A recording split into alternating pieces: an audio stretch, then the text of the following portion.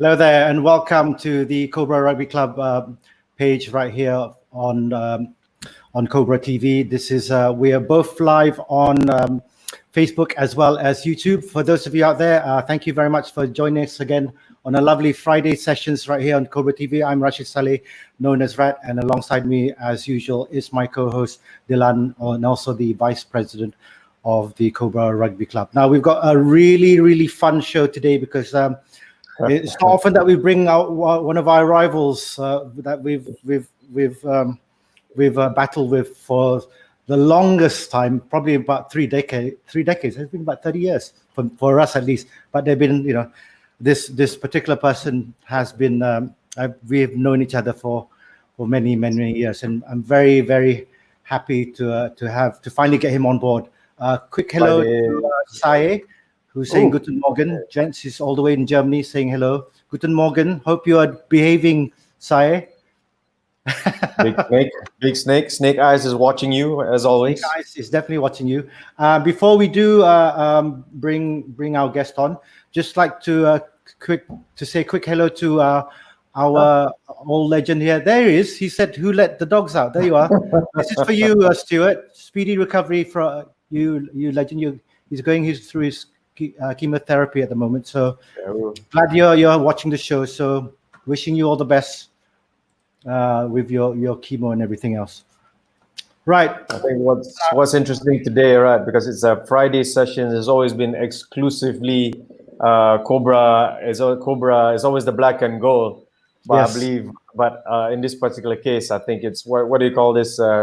When you're at it for so long, sometimes it's worthy of a space in our on our space today. Well, also before I'm going to bring him on. So let's welcome him. He's been especially my opposite number for a number of years with Royal Scrum Club. Another scrum half. So we're gonna have like 3 scrum halves in the show. It's going to be really annoying for everyone else. So let's welcome him. He's now with KL Tigers, a very old mate of mine and very good friend, Rohan Cavaliero. How are you, Rohan? Very well. Thank you for having me on the show.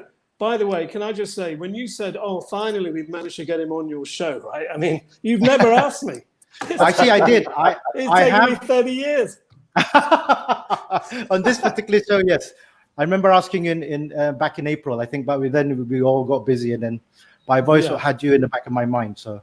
Well, I mean, also, I'm very suspicious of you, though, Rap, because you totally stitched me up on your radio show. You remember? you completely stitched me. That's a story for another day. But anyway, yes. Lovely to be with you guys. Mm-hmm. Now, 3 scrum halves, so we're not going to be able to get it. No one's going to get a word in edgeways. Exactly. But first and foremost, would like to give a really big shout out to the guys at Sid's Pub in Damansara, Jeff Siddle and his crew and everyone there. Thank you very much for watching us live right now. Don't forget, you can do write in your comments if you have any questions for especially for Rohan. If you have any stories that you want him to talk about or discuss, then he'll be more than happy to talk about it. We've got an hour. Perhaps so we've got plenty chime in if some of his story seems to skew in a different direction. Oh, yes. We shall see. We shall see. Of course, it's a massive sacrifice that I'm here with you guys today, this afternoon, because normally, I'm supposed to be over there in Sid's where they're having prayers to thank the gods for it being Friday. So anyway, luckily the fee is so huge to be on this show that it's worth it. So I'm happy. Anyway, there's Antoine Comer who said, "Who's that dude with the glasses?" Well, Oh yeah, I must take those off so I can look. I can't see a thing now. Just keep them on. Yeah, maybe I will. Makes me look all right. clever. Now I think I'm surprised. She said, "I'm surprised you managed to make it work." Okay. Yeah. Well, typical. We nearly didn't. We nearly didn't, right? But we worked. One day I'll have him on, but we'll probably need a translation at the bottom or something. But we'll see. Did I just say that? Okay. Anyway, so before we even talk about the rivalry, I mean, for the audience out there, how did you make your way into Malaysia, Rohan? Well, many years ago, I was working for this big real estate company called Jones Lang LaSalle. You may know it. And I was working in London, and a job opportunity came up in Italy. And so I thought, gosh, I went and had an interview in Italian for the job, and it went really badly, but because my Italian is really shite. But it turned out mine was the best interview. So all the other people who tried to do it did even worse than me. And I got the job. But typical Italy, they took so long to open up the office that in the meantime, I got a call from somebody saying, would you like to come to Malaysia? And I thought, Malaysia? God, yes, I'll come. And they said, well, you can come and have a look. You can get on a plane, come and see if you like it. I said, no need. I'll just come and we'll get on with it. So I arrived on a Thursday, I think, and on the Saturday I went to the Selangor Club, where I bumped into two old Selangor Club legends, Andy Wigham and Dermot Whelan. And the next thing I was playing rugby. I'd thrown away my boots, so I thought, right, when I come to Malaysia, I'm so old, I want to just give up playing rugby. It's a silly thing anyway. So I got rid of my boots. Came to Malaysia, and within a week I had to buy a new pair. And then I was back playing for the Selangor Club, which then became KL Tigers. But KL Tigers is a new club, but our history is really rooted in the Selangor Club. What year? That was 93. That was 1993. Yeah. Can you believe it? God. I know. And then we had, at the time, there were two clubs that typically an expatriate could play for. One was obviously the Dog, the RSC, but the other was Cobra. And I think that is why there was a particular rivalry that we had between our two clubs. And, it really was a good old school rivalry that we had. I mean, I think it's fair to say that when we were playing, there was this kind of visceral hatred that we had for one another, And you'd never think you could ever like anyone. But funnily enough, in rugby, as soon as you're in the bar, those rivalries seem a little trivial. Then suddenly, you're great mates. So it was. I thought it was great fun because it was the game that we wanted to win. It was the game I think that you guys wanted to win the most. Unfortunately, from my time, I think we were on the minus side of the ledger. Yes. Unfortunately, particularly since you, Rashid, was on the other side. You're probably the worst gloater I've ever met in my life. So, whilst we had to eat humble pie, you would absolutely rub my face in it most of the time. Yeah. Sometimes literally as well. We've got a question from Jeff Siddle from who's probably at Sid's Pub, Damansara right now, asking who played number 9 in club rugby here in Malaysia first, Mr. C or the Ray? You would know this. Who's the Ray? Who's the Ray? I mean, I'm going to say Ray. Me. But I don't know the answer. So I'll just go with me, obviously. I'm really curious. How did you get yourself into the Selangor Club when you arrived? Well, because when I arrived, my boss decided that it would be very good for business if I was a member of a club, so I could go down and get customers and things. So I was already a member when I arrived. I literally had membership card and everything on my arrival, and I turned up. I walked into the club, and I was more of a member than there's Andy and Dermot, who were just sports members. They were inferior people on the pecking order. So I was immediately a member, and as a full member of the club, I was conscripted onto the committee because you have to be a full member. So I went from sort of being the complete new boy to being on the committee within a few months. And as Jeff will tell you, he knows how much I hate committees because he's attended most of my committee meetings for me. Something for which I should say thank you, Jeffrey. I appreciate it very much. So that's basically how that's how I ended up at the RSC. It's a complete fate of accident. I could have been rivaling you for number 9 Rat at Cobra. Imagine that. Could have tried. Anyway, I think the question was who played number 9 club rugby here in Malaysia. Was it Mr. C or Rat me? I played first because I was there and I joined club rugby in 1990. So But then you went away for a bit, didn't you? And then you came back. I came in 90, I left in 92, 93 rather, and came back again 96 after uni. Right. When you highlighted who's gonna be putting the jersey number 9 for the club, whether if it was Cobra, that puts me way that pretty much determines I'll never get to wear the number 9 jersey at all. Oops. Antoine, number 9 now. Antoine asking who can kick better between you two. Probably you, not me. It depends.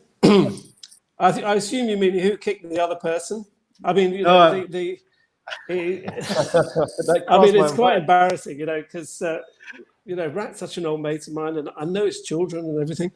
And when I see his children, I think, be kind, be nice people, because your dad was real shit. He called me some horrible things. Really did, and actually I called him some really terrible things too, which unspeakable. I would never want your children or mine to hear those words. So it was an old school rivalry, and there was a bit of kicking. I think you kicked me a few times, and definitely a few slaps. Quietly. Yeah, quietly when no one was looking. That's how number 9s do it, right? With a smile.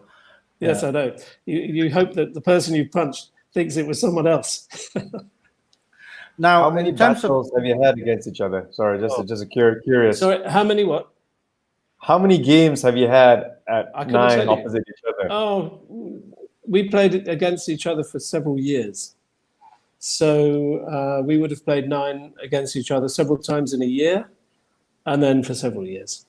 Yeah, and then even when we were in the Stingers, we would always meet the dog. Yeah. Because of that, because it was either, at the time it was like the dog either refused to go to when they started the Super League, and they wanted to maintain sustain a certain league. But the Selangor League, definitely. In the Selangor League, we met quite often until today. Often. It was not just a dog, but also Cal Tigers as well. So a lot of the older players, everyone pretty much know each other. The Nazars, when Nazar used to play as well. Oh yeah, yes, absolutely. We played in a few finals as well, actually, and I remember coming off, unfortunately, second best in a couple of those finals. We played one over by the Shah Alam Stadium over there. Can you remember that one? Stinking hot day. It was baking hot. And I seem to remember it was a relatively close game, but we could never quite catch you. You were always a little bit ahead of us, and you guys won that. And you also won another one at the Mindef Stadium, which I remember. That one I remember because I scored in that. Oh, did you? Yeah. I went in between Wigan. Remember their tries. Wigan and I went in between Wigan and I can't remember who the centre was, but. So you went in between Wigan. He must have been carrying timber at that stage. No, it wasn't. Well, it was still quite light. I wouldn't say light, but it was still faster than him. And we were in the same. We were working in the same company as well. So yes, you got a bit. Right. You were. Yeah. And gave Richard. One of these days, maybe not. This could take a long way. But I'm always curious because you guys play so often against each other. Yeah, is there ever a kind of situation where you know what the other's going to do, but you can't stop it? Yeah, he's going to be gobby, and I can't stop it. and I know that he's going to use the forwards against me, and I can't stop it. Yes, well, I had a couple of. I used to have a couple of minders looking after me, in the team. Andy Horsnell, if you're in the pub listening, Andy Sargent was, occasionally when I was getting it, I would say to Andy, mate, keep an eye out on this little fella. He's getting a bit frisky. And then a few minutes later, Andy would have administered the kind of justice that we like to see. So on my behalf, so I'm always very grateful for that, even to this day.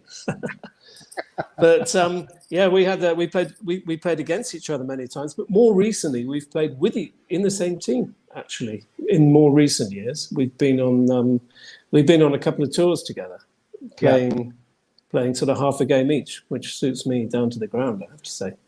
I know it's come to a stage where it's really fun. I know how it was in terms of rivalries, but it was actually even better as you got older because you knew what you were going to be doing, and you knew that we weren't stubborn about being tired about it and just they're sharing the time in the same team. It's it's always quite a fun. revelation because one thing for sure, when it comes to rivalries, I came in towards the tail end, and I was never in the first team where the rivalry is most intense.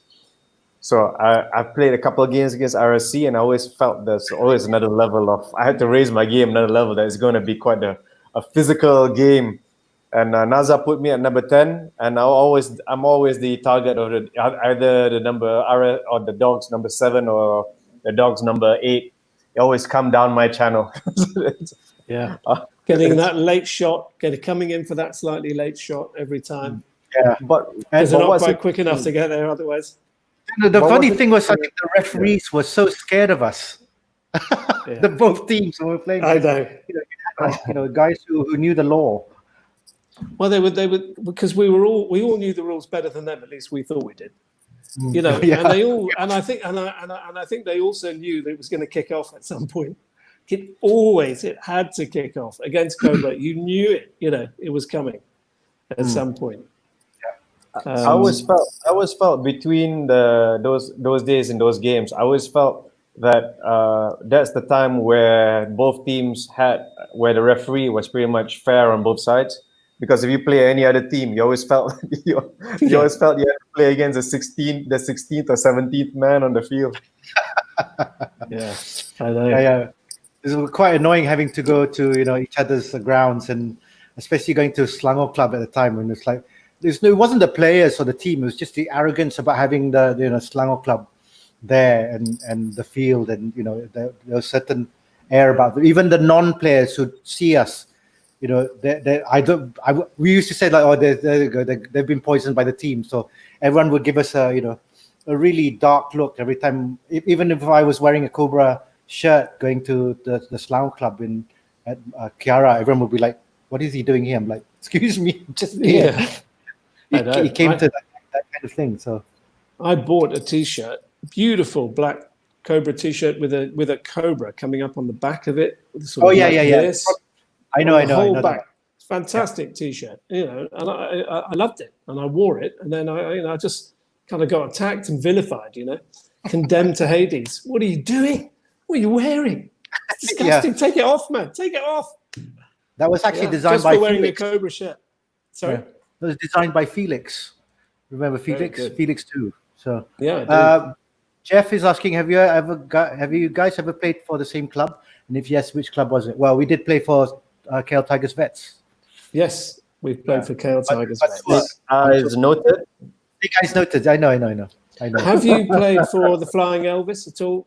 Yes, I played for the Flying Elvis. So we've both played for the Flying Elvis too. Which, for those watching, Flying Elvis is a KL-based touring team with a wonderful Elvis Presley tradition. It's sadly some of the sort of the protagonists of that, Jerome Caraway and a few others, are not around. So someone should pick up the mantle on that, because it's a fantastic club, great tradition. So we've played for the Flying Elvis, and we've played for Tigers together. Tigers Vets.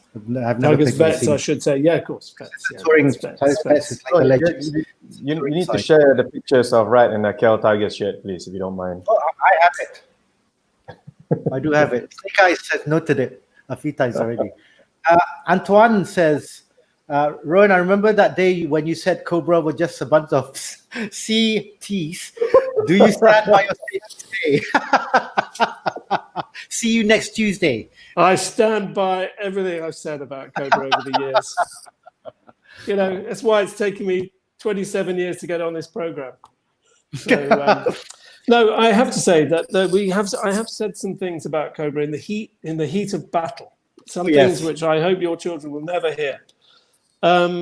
I do sort of think, as I walk off the pitch, that I was a little childish, maybe slightly exaggerated. Then we go in the bar, and suddenly I seem to think I quite like you guys. So, it's a funny thing, rivalry. Your emotion can go from visceral hatred to cuddling each other, in a very short space of time. But rivalry also stems that you realize that you have these shared values. that you're able to have have a moment after the game at the bar. Yeah, exactly. And just, I think Antoine is right. I might have said that in the past. I possibly. I'm not going to deny that. I'm sorry, Bruce said Huxley. He said playing on the old Cobra field full of fist-sized rocks. How do we survive? Do you remember that? I do, but there was a bloke called Ben who played for us on that pitch. It wasn't the rocks you had to worry about. It was the overflowing sewage drains down the side. So he got a cut on his elbow, and it got so badly infected, it wouldn't go away. Eventually, he ended up in hospital, and he was told that he said, well, seriously, we're going to put you on a course of antibiotics intravenously dripped into your body. But by the way, if that doesn't work, we're going to cut your arm off. And that was just playing. That was just playing it in Cobra. I've got a picture here of me playing. Hang on a sec. Here's a picture of me playing against Cobra. Oh my goodness! Wow. Can you see that? Oh look, there's that's one. I know that. Yeah. Pardon? That's scrum half. One Chem. Yeah, the late One Chem. The late One Chem. Yeah, and that's he passed away. Can you see Alan Mannon with his head? Yeah, in the back. Yes. So for all you youngsters, I think that's Sharil as well. That's a dive pass. Yeah, that's a Sharil. Do you want to have another quick look? You had that young flanker as well. Can you remember him? Oh, that's Neil Gunting. Oh my goodness. Yeah. That's the team. Yeah, that's Neil Gunting. And that terrible ref who seems to think that one isn't offside. I mean, what's going on there? So for any youngsters watching out there, that is an old school dive pass, which no one does anymore. All right, we got another one from Saye, who's one of our former players. He's in Germany at the moment. So I never knew this until I watched Cobra versus Scale Tigers, and I wasn't going to play. I was outside resting my knee, but when the game became so heated and becoming more intense, I couldn't help but go inside. It was a brutal game, but always a laugh at the end. It's part of rugby. Yeah. Absolutely, part of Ruby. Rugby. But yes. I mean, I know you and the spelling, so the spelling Nazis here. So. Yeah, sorry. That's it. That's a question by Jeff again. Do you all feel that MRU is doing a good job to develop the game here in Malaysia? We'll answer that a bit later, because that's going to be that'll take the whole day. That's a bit serious. Yeah, we'll talk about it later. We'll drop by Sid's to talk about it. Yeah, quite. Absolutely. We have a discourse on it. Yeah, you'll never leave. Okay. Now, obviously, I don't know whether it's something that can be discussed, and discussed. But how did and why did the old guard, or I wouldn't call it the old guard, but the members moved from Selangor Club to forming KL Tigers? Okay. Well, I'm very happy to have a little platform to try and tell this story. This is a story that you could tell over a lecture, but I'll keep it short. We were running a junior program that was becoming very successful. I think we got up to about 350, 400 kids regularly turning up on a Saturday morning to play rugby, but there was no membership category for these children, so one was kind of created for them. And there was a movement within the club that didn't really like this junior program, and there was a sudden, there being plenty of lawyers in the Selangor Club, they began to look at the rules and the constitution, and they found that this membership category was kind of there wasn't one, it didn't exist, and therefore all of these children were illegal, they shouldn't be there. They started to throw the book at us. We just tried to say, well, look, we're just trying to run a healthy junior program here. We know there's a problem with the membership, so try and sort it out. There was then a new president came in, somebody called Pereira, and he's associated with Cobra too. So this is a common link between He was a member of Cobra Club, and he came in, he became the president, and he just went for the rugby section in a vicious way. The entire committee was suspended. Jeff, who was the convener at the time, was suspended for 6 months. They put him through hell, accused him of all manner of larceny. And eventually they completely suspended the junior program, at which point the big movers and shakers, Gary Kane and a few others, decided enough was enough. There was no point going back to the Selangor Club if we were going to live under this cloud of uncertainty. So they set up, in conjunction with Leicester Tigers, the KL Tigers Club. It was a junior club at that time. Now, we were still with the club. The senior sections had still not quite been attacked to the same degree of viciousness as the juniors. But ours, we knew it was coming.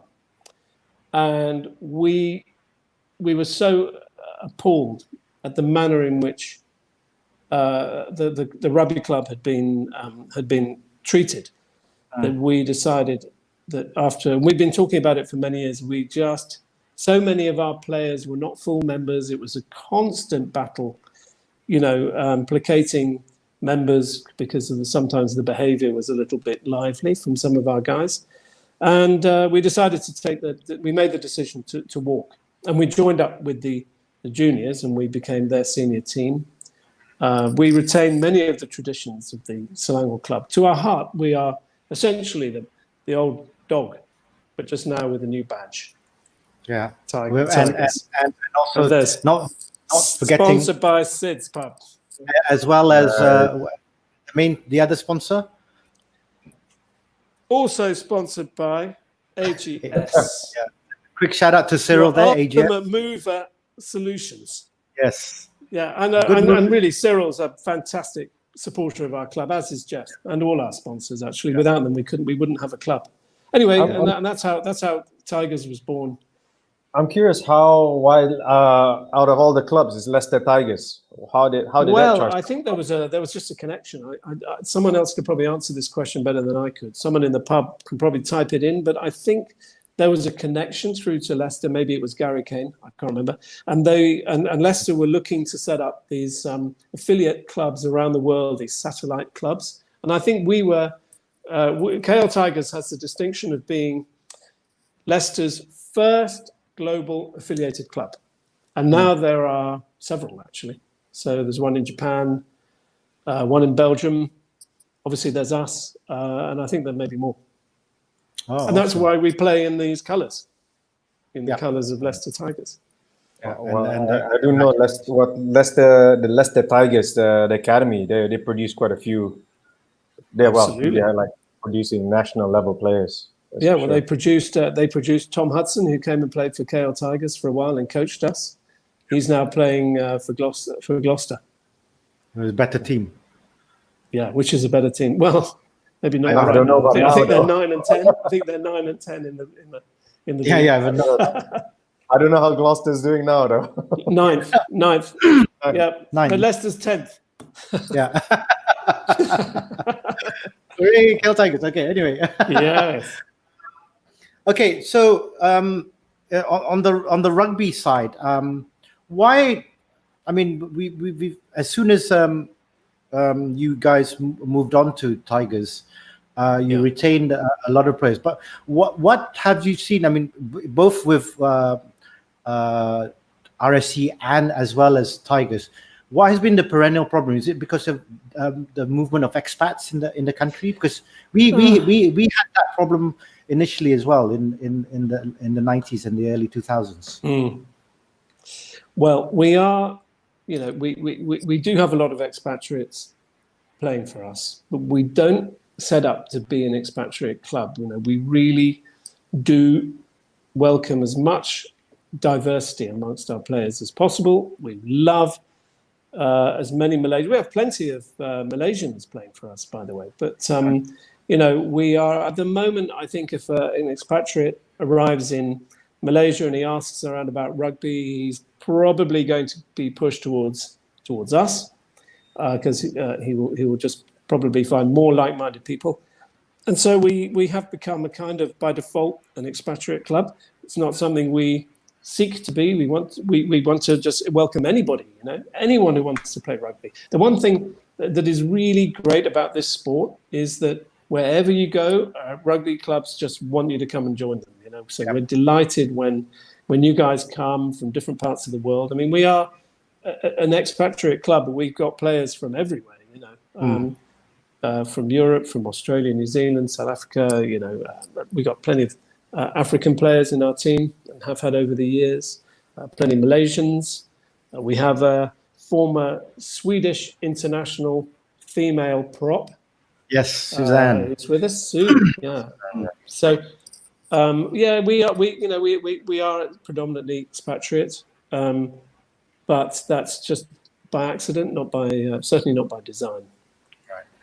In fact, when we talk about rivalries, there's a rivalry going on in the comments section as well. So Antoine saying Cobra may have been good on the pitch, but they were always shite at the boat race. And then Eugene has said new races to set records straight. It's never ending, isn't it? It's never ending. It will never end, and it never should. It never should. Yes. Oh, Antoine saying one serious question: are we going to see some proper Cobra players playing for Cobra at the next Cobra 10s? Yeah, there hasn't been one for the last 20 years, right? No. The captain, actually, the Cobra captain was. We've had 4. We always have around 4 players. For the local on the bench. Yeah. No. He, our Cobra captain scored one of the winning tries in the final. Brilliant. From the bench. No, well, you see, there we go. What do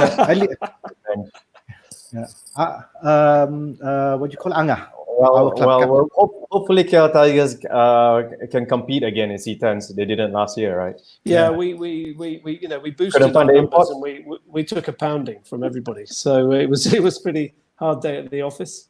Yeah. But talking about Cobra captains reminds me of during the old days of the rivalry. There was the guy who was captaining Cobra at the time was also the Malaysian national captain, Jude. Jude. He now coaches. He now coaches, and he's such a lovely bloke. But I mean, I remember one game giving him. I think I called it. It's disgusting.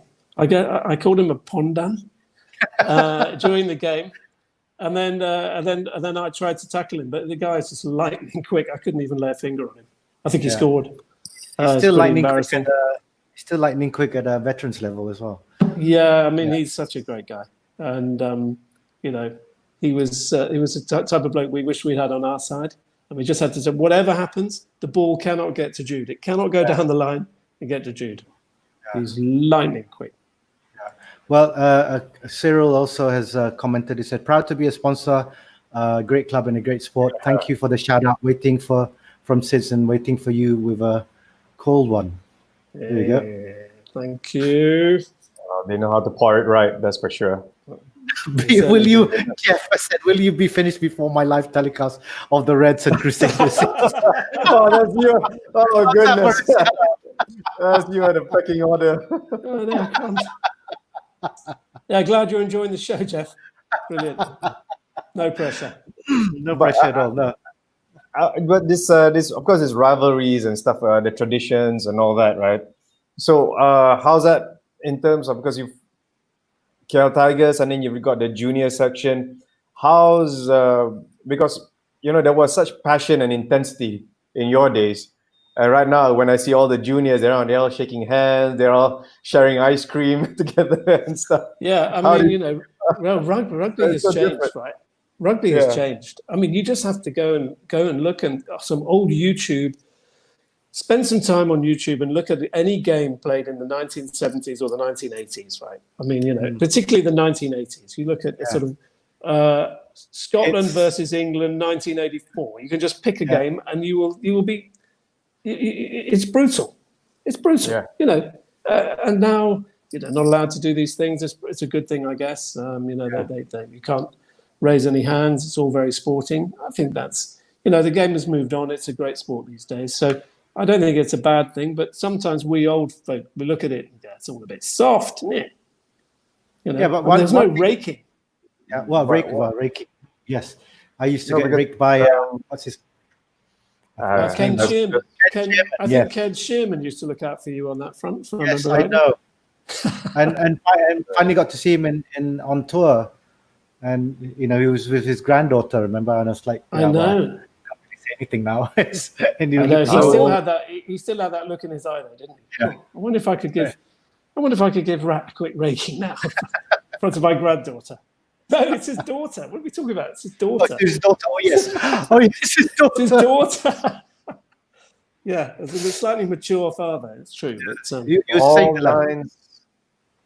all nines have an enforcer. All nine seems to have an enforcer. yes, you or, need to or because some protection, some guardian angel. well, we need it because, Guardian angel. because we're very little. We're not good at fighting, but we're really gobby, and that's a bad combination. I know. It's always being targeted. But I've what I noticed always- that. What I always go ahead, Brad. No, you were saying from what I was. I've always admired that how because there's something sometimes I see with the younger fellas, but I always admired how I would say your generation, because I came into the tail end of all the brutality and I really experienced the what truly means to be in a dogfight. But anyway, the way you guys put your bodies on the line and sacrifice just for that badge, that's how do you instill that sort of values towards the younger generation? Well, I think they do it now. I mean, by the way, when I say the game has changed, I think the game has got better. I mean, it's sort of legally brutal. It's everyone on the pitch now is massive. I'm so small. I couldn't play in today's game. I'm too little. And I think these kids, really, they just love their sport. They're passionate about it, and when they're on the pitch, I'm impressed. I look at some of these small kids, sometimes 10, 12 years old, and they're really, really getting stuck in, and it's great to watch. It's really great to watch. I mean, ours was we talk about all the rough and tumble, and we joke about it and stuff, but you can't have that nowadays, and that's a good thing. But now the rugby itself is tough. As you see the big hits, the crashes that through, these massive guys coming in, they're weighing 16, 17 stones. I mean, those were the kind of guys who would be props or second rows in our day. Now they're wings. Now they're wings and centers. 6 it's God mental. knows what and the wing, and there's like a whole bunch of Jonah Lomus running around. That's why I say. I mean, there's a great picture, by the way, of Rat playing when we played against each other. When that photograph was taken for your promotional photograph for this show, we played a Vets game against each other. There's an immortal picture of Rat about to tackle a guy called Peter Hulse, who's enormous. He must be 6'6". He's massive. He's got hands like shovels. The picture is Rat sort of about to tackle him, and somebody put a bubble, oh shit. Yes. That was me. I put a bubble myself. And it was. I was like, what am I doing at the age of 47 trying to tackle? The time was last year. It always feels like a good idea when you organise it. Oh, let's organise a vets tournament, and then on the day it's baking hot. You see the opposition, you think, what am I doing? What was I thinking? Never a good idea when you're on the field. Never a good idea. Okay, yes, we'll answer this. Seem to remember we won that game. Yes, yeah. Well, again. Anyway. Yes, moving on. Jeff, moving along. Jeff, we'll answer this one. Do you all feel that MRU is doing a good job to develop the game here in Malaysia?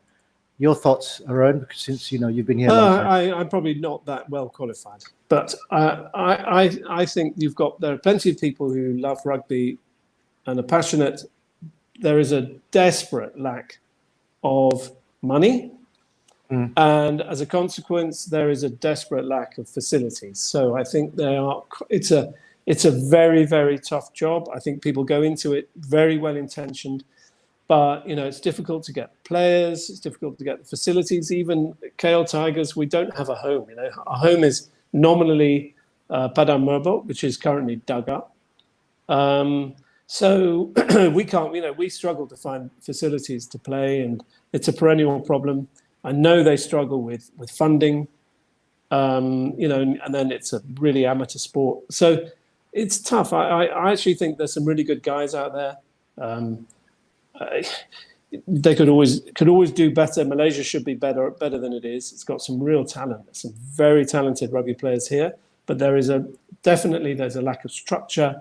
There's a lack of identification of these young players, and then putting them through decent academies and churning them out the other side.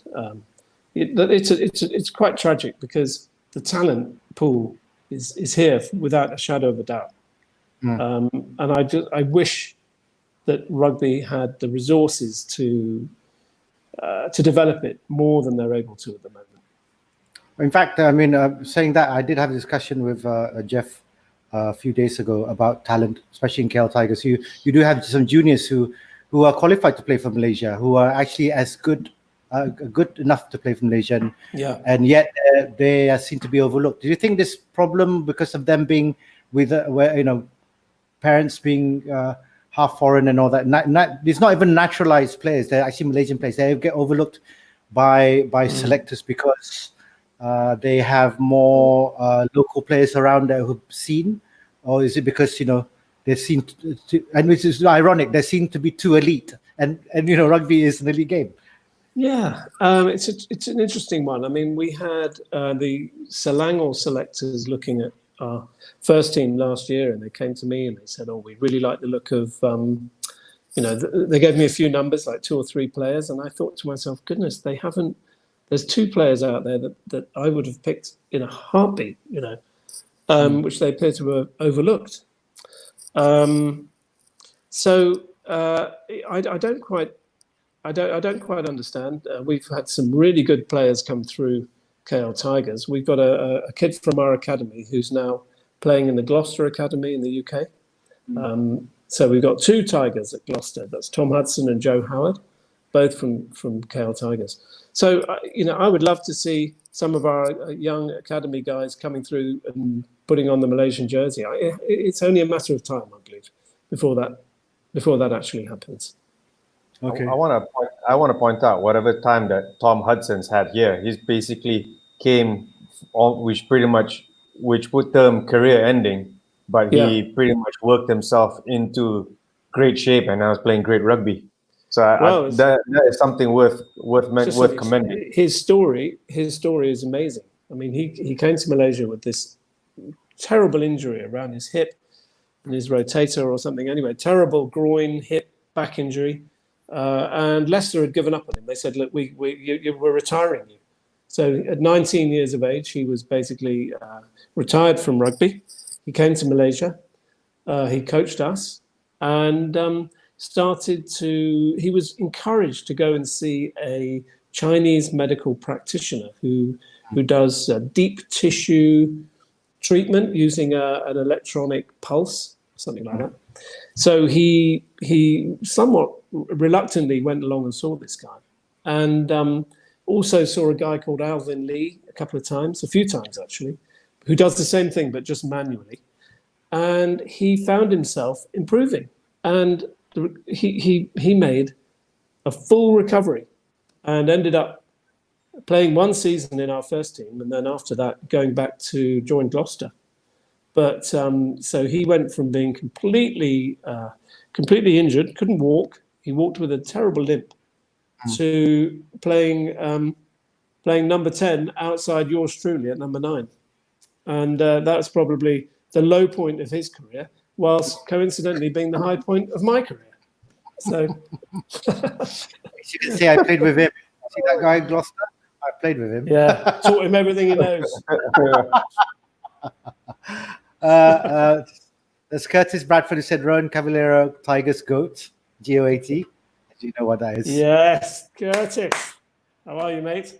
No. Curtis came over. He's also coached at Cobra and at the Tigers. Was with us for far too short a time. So I'd love to see him back one day. All right, and Antoine saying, can we have a Tigers Cobra Vets game soon, guys? I mean, that all depends on when all this non-contact SOP ends. Then when we'll think about. I think that's the first thing we'll probably do. We were thinking about, because the Cobra 10s obviously has been postponed to to next year. It would be nice to probably have that game on that weekend instead of having where Cobra 10s was supposed to be. We'll probably we should game at Cobra because, as you know, we've got the bar, the restaurant, and everything else there. And our field is a lot better than it's not lethal any longer, so that's nice. We don't mind. No. That's another story to tell. The amount of work that we had to put in there just to get to this point. You've done a good job.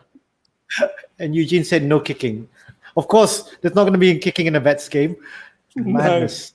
No one's going to chase it. No way. You can't chase it unless Willie's playing. Go on, Willie. We just did touch. Everybody wear tags. If you're wearing that particular tag, it's a touch tackle. We haven't got there yet. Thank God. All right. Still full on. When can the league start, Jeff? We're not the organizers, Jeff, so we won't know. I know, mate. We'll have to ask the Selangor Rugby Union guys, the SRU guys. But they have been talking about it. Maybe September, if things go on, may not. Yeah, there's a lot going on. That's like players. Some players are affected because their classes are affected. They got to go back to studying, universities. Earning a paycheck. All that. Just remember that one. Right. What we're going to do is move on to a segment that we created last week called the Snake Eyes segment, and you're very welcome to join in, Rohan. And again, these are certain pictures that are going to be highlighted by Snake Eyes. Snake Eyes have been around, 20, 30 years, of just highlighting people's bad behaviors and the sorts. And they'd like to put up some things. One or two I might not put up, but this is the first one. He was one of our players, and he's sitting on he was a physio, and I'm not sure whether that warrants anything, but self-physio, do you think, during a tournament? Not doing any work? Do you think that's a heinous crime? He's actually a trained physio.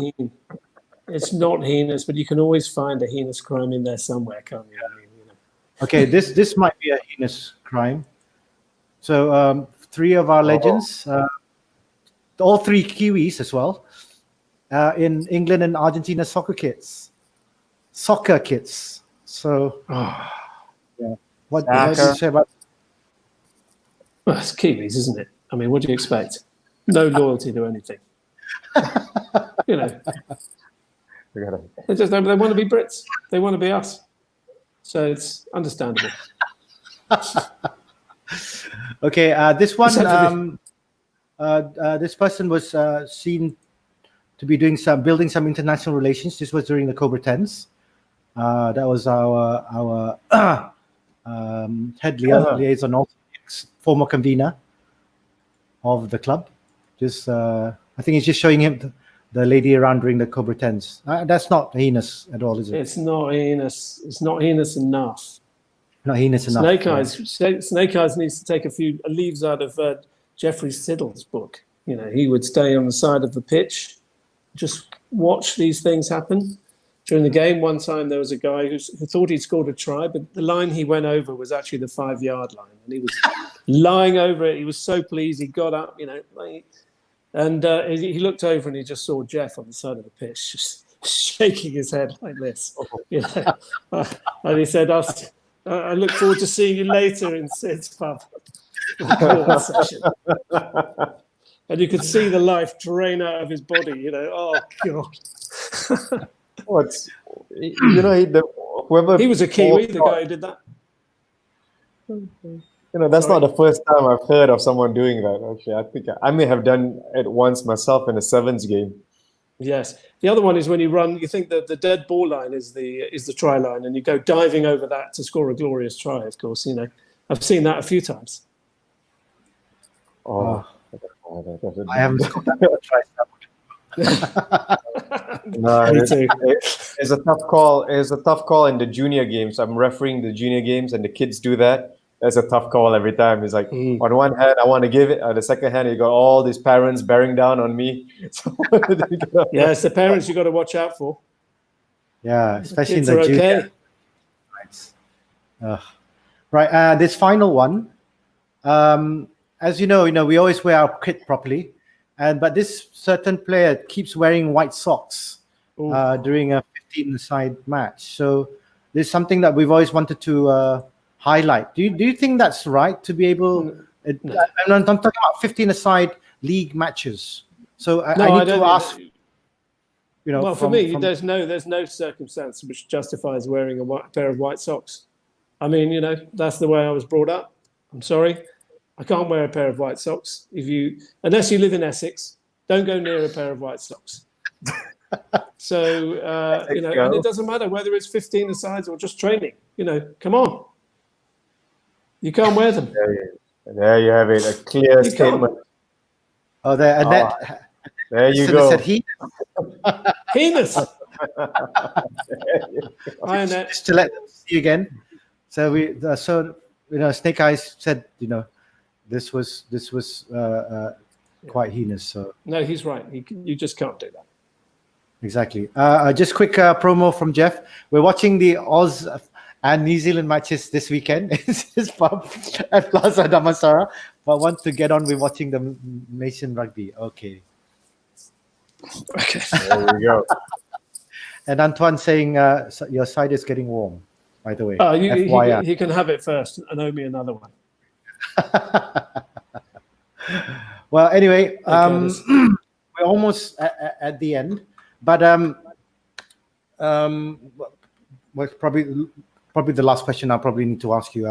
Are you going to continue playing? I mean, you're on the other side of the half century now. Yes, considerably past half century. Anyway, I'll carry on playing for the vets. By the way, you very generously said in your advertising poster that I was seniors and vets, but really, my seniors days are done. They're behind me now. So just vets for me. But yeah, I would like to play a bit more. I'd like to go a couple more tours. We're really hoping to go to Cambodia later this year, and I'd love to go back to Phuket, which is where we toured together last year, Rashid, you and I. And maybe do something with the Flying Elvis one more time. So I don't feel quite ready to say no more rugby yet for me. There is one. Yeah, well, there is one tour, and that has been suggested, a combined Tigers Vets Legends tour, and it was actually not too far away to go to Kuching, Sarawak, to play against KRFC, and that was we're actually going to be having KRFC as our guest next week, and that's going to be interesting. We're going to speak to Dick Bentham and the club president, I think Yusuf. So it was something. Nice. It's something that we've always been thinking about doing. Yeah, we've talked about it a lot. A lot, yeah. So and apparently Jeff still has quite a lot of rugby balls that he wants to give to KRC, but I haven't been able to do so the last few years. Apparently, he's probably given them out to everyone else now already. I have to buy some new ones. So Azli, we call him Botak. You probably know Azli Kasim. He used to play finance. Yeah, Botak. So do you remember transporting frog from KL? I do. Yes, a frog climbed into my boot at home, outside my home, and I packed it to go to Singapore to play in the Singapore Tens. And yes, and Botak found it very amusing that the frog was still alive when I took my boots off and had come across customs without a passport. And if I remember rightly, he took the frog and looked after it for the rest of the weekend. I'm pretty sure he did. He loved that frog. But I also, if he's listening, I also remember when he intercepted a pass of mine and scored the winning try against us in the Vets, Jonah Jones Vets final, when he was playing with NS Wanderers Vets. So I copped a flogging for that one. So I passed inside, and he was obviously offside at the time, and he took it and scored. So, do you remember that? You remember that, Botak? You bastard. He does. Of course he does. Which is why he reminded you of the frog. Of course. Well, anyway, the comments are. Oh, yep, he remembers. Good. Okay, just checking the other comments to make sure that we've actually answered them. Oh yes, there is one. It says, "Rat, can you please admit your best tour was?" No, actually, my best tour wasn't with the vets, although it was a very enjoyable tour. But I've had plenty of really good tours with not with the legends, with the Cobra team. Quite a few actually. In fact, there was one particular one when we went to Labuan and beat you guys, and we stole your mascot when you're a dog. Yeah, we stole the Dalmatian, put it on the flagpole at the stadium. So whoever was taking care of that dog really got it badly. They will have got it very badly. We stole the mascot. I remember. That's a good steal, but we stole an entire mobile ice cream vending machine from Manila and brought it back to the dog, painted it black and white spots, and it was used for years to keep beers cold on the side of the pitch. How did you transport that? We wrapped it in cellophane and put it in the hold. We just went round and round. We used about 1.5 miles of cellophane, wrapped it up, and stick it in the bit where unusual shaped luggage goes, because it had wheels on and 2 big handles. And we brought it back. We brought it back to Malaysia, and it gave it a new lease of life. Well done to the airline. I didn't mind. I think it was AirAsia. Checking it all good. And now everything can fly. Guys. Yeah. Well, anyway, thank you very much, Rohan. You've been a really good guest. Thank you for finally coming onto the show on Cobra TV. Who would have thought, 30 years ago? Who'd have thought it? Who'd have thought it? Well, thank you very much, guys. I've loved it, and good luck with the show moving on. Thanks for having me. Just in case anybody hasn't figured it out, sorry. It's not Luke Wilson and Will Ferrell. It's actually Rashid Saleh and Rohan Cavaliero. Thank you. Because that wasn't clear already. For those of you out there as well, for our audiences, the ones who are following us on Cobra Rugby Club, don't forget our new timing on Tuesdays, which is 9 p.m. Selasa Simbincang. The Friday session will still go on at the usual time of 4 p.m. But do follow us on Facebook, on Instagram, on YouTube as well, as we carry on. Hopefully, sharing information about rugby and obviously Malaysian rugby and everyone. Paul Freer saying Will Ferret. There we go. Paul Freer's on the thing. But thank you once again. Thank you. What a wag. Cheers, Rohan. Thank you, Rohan, as well as Jeff Siddle there at Sid's Pub, and all the guys there, Cyril, Antoine, Paul, whoever's enjoying themselves right now. Have a great weekend, and don't forget to hopefully we'll get to play rugby, and more importantly, continue the camaraderie that we have, that we've started over the years. So from all of us here at Cobra TV, for myself and Dylan, thank you, Rohan, thank you, Jeff, thank you everyone out there. We'll see you again next week, same time. Bye-bye. Have a good weekend. TGIF.